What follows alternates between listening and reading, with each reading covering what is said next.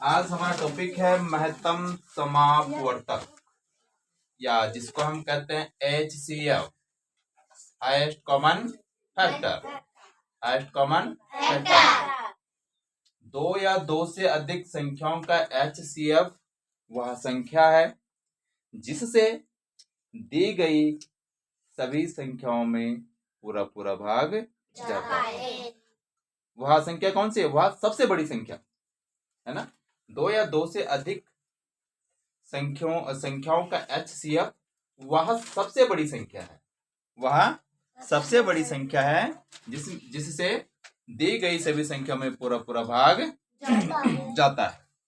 जैसे 12, 18 और 24 दिख रहा है यहाँ पे 12, 18 और 24। इसमें 2 का भी भाग जा रहा है 2 6 12, 2 9 8 एंड 2 12 24। 3 का भी जा रहा है 3 4 12, 3 6 18 एंड 3 8 24 जा रहा है। और फिर 6 का भी जा रहा है 6 का भी जा रहा है 6 2 12, 6 3 18 एंड 6 4 24 जा रहा है। तो HCF इन तीनों संख्याओं का 12, 18 और 24 का HCF क्या होगा? वह बड़ी से बड़ी संख्या। क्या होगा? बड़ी से बड़ी संख्या। वह बड़ी से बड़ी संख्या जिसका इन सभी संख्याओं में पूरा पूरा भाग जाए। क्लियर हो गया है ना। जबकि 2 का भी जा रहा है 3 का भी जा रहा है, लेकिन हमें क्या देखनी है? बड़ी से बड़ी संख्या देखनी। क्या देखनी है? बड़ी से बड़ी संख्या देखनी है। क्लियर हो गया। वह बड़ी से बड़ी संख्या जिसका सभी संख्याओं में या दी गई संख्याओं में पूरा पूरा भाग जाता है, वह संख्या दी गई संख्याओं का HCF होगा। क्लियर? ओके। अब देखो HCF जो हम ज्ञात करते हैं, HCF को जानने के लिए हमारे पास 2 मेथड है। कितने मेथड है? 2। एक है हमारा भाग विधि और एक हमारा दूसरा क्या है? गुणनखंड विधि है। दूसरा हमारा क्या है? गुणनखंड विधि है। ठीक है, समझ गए? तो भाग में देखो 12, 18 और 24 का क्या करेंगे? हम HCF करेंगे। क्या करेंगे? HCF करेंगे। तो जो सबसे पहले हमारे पास संख्या दे रखी है, जो सबसे पहले संख्या क्या है? 12। उस संख्या का हमें दूसरी संख्या में भाग करना है। दूसरी संख्या क्या है? 18। इसका हमने इसमें भाग किया, कितना गया? 12 1 12। रिमाइंडर कितना आया? 6 आया। अब इस 6 का जो यहाँ पे बचेगा, हमारा जो रिमाइंडर बचेगा, जो शेष बचेगा, उस संख्या का, यहाँ देखो ध्यान से, उस संख्या का इस पहली संख्या में भाग देना है जिसे हमने पहले भाग दिया था, है ना। अब इस संख्या का हमने 12 में भाग दिया, कितना गया? 2 टाइम 12। रिमाइंडर कुछ नहीं आया, है ना। अब हमारे पास भाजक क्या है? 6।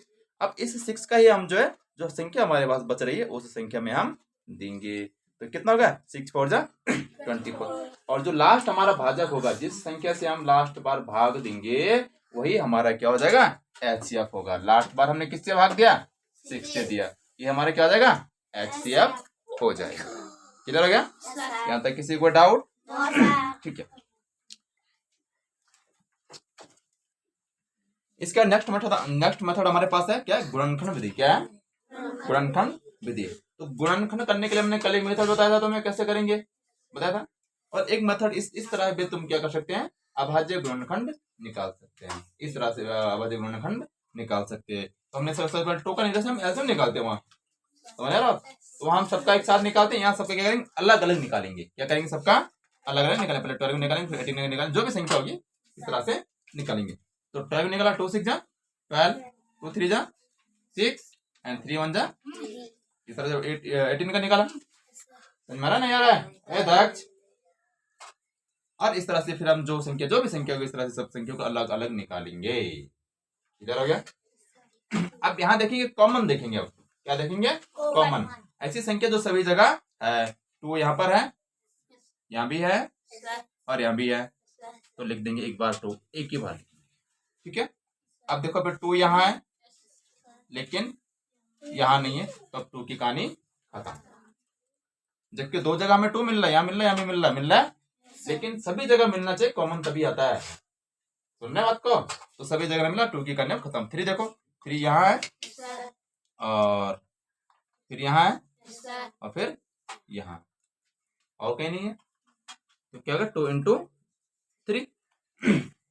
हमारे बात को इसका मल्टीप्लाई करने कितना हो जाएगा 6, है ना। ये हमारे क्या आ जाएगा h क्या आ जाएगा। कोई डाउट? बहुत सिंपल है। कौन सा मेथड सही है? भाग विधि है, गुणनखंड विधि है? कौन सी विधि सही है? वैसे दोनों मेथड से करिए, लेकिन जो तुम्हें इजी लगता है उस मेथड से तुम आसानी से कर सकते हैं। तो करेंगे सभी को, दिक्कत तो नहीं किसी को? ओके, देखिए इनको ध्यान रखेंगे, इसको ध्यान रखेंगे। संख्याओं का लासा, संख्याओं का एलसीएम हमेशा HCF से विभाजित होता है ना। संख्याओं का जो भी लासा होगा वह हमेशा मासा से विभाजित होगा, है ना। अगला ये सूत्र बहुत इंपॉर्टेंट है। इस तरह के क्वेश्चन बहुत सारे आएंगे, इस तरह के क्वेश्चन बहुत सारे आने वाले हैं जो हम एक्सरसाइज करेंगे। अभी हम कॉन्सेप्चुअल कर रहे हैं, है ना। ये सूत्र क्या है? पहली संख्या इंटू दूसरी संख्या इक्वल टू लासा इंटू मासा, ठीक है। इसको याद रखिएगा, सुन रहे बात को? ठीक है, ओके, नो डाउट।